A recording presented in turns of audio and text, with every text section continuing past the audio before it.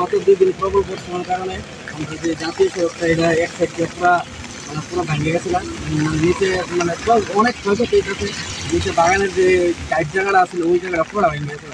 তো আস্তে আস্তে এটা পুরো যাওয়ার সম্ভাবনা রাস্তা পুরো ভেঙে যাওয়ার সম্ভাবনা আছে। তার কারণে বিশাল বর্তমানে পিএসসির সব আধিকারিকরা আছে এদিকে, আমরা সহযোগিতা করতেছি যাতে কোনো প্রকার দুর্ঘটনা না হয়।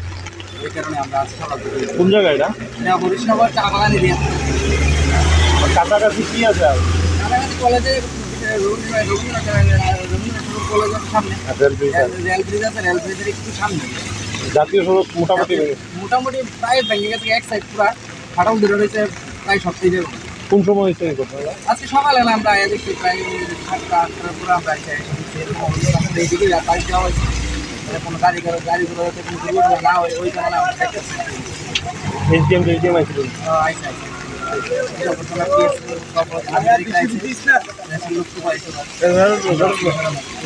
ক্ষয়ক্ষতি না হয় ওই কারণে আমরা